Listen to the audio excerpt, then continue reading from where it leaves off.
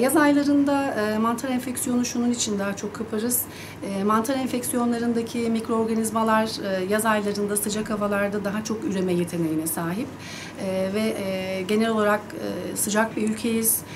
Terleme fonksiyonu çok arttığı için vücudumuzda terleyebilen bölgeler daha fazlalaştığı için özellikle kıvrım bölgelerinde koltuk altı, kasık gibi, ayak parmak arası gibi, kalça gibi hava alamayan bölgelerde daha çok mantar enfeksiyonu oluşuyor.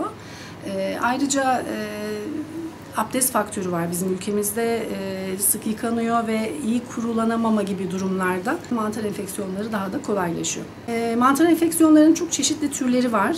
Çok şiddetli seyredenler var, daha lokalize seyredenler var ama derinin mantar enfeksiyonlarında genelde krem, sprey, şampuan gibi ilaç grupları tercih ediyoruz. Çok şiddetlendiği dönemlerde hap tedavileri gündeme gelebilir.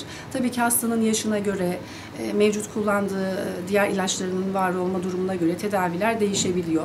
Genelde 1 ay, 1,5 aylık sürebilen tedaviler ve alması gereken bazı önlemler de var. Bunları da hastalarımıza mutlaka anlatıyoruz.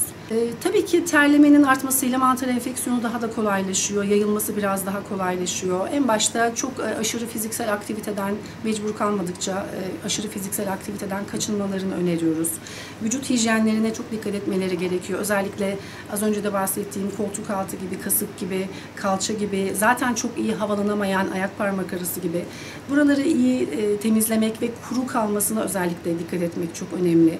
Ev içerisinde kişisel eşyaların, özellikle terlik, havlu gibi, çorap gibi eşyaların ortak kullanılmaması çok önemli. Bunun dışında pamuklu kıyafet tercih etmelerini istiyoruz. Vücuda çok yapışan, sıkı, dar iç çamaşırları, sentetik kumaşlar tabii ki enfeksiyonları biraz daha kolaylaştırıyor, terlemeyi daha da arttırıyor. Bunlara dikkat etmeleri lazım.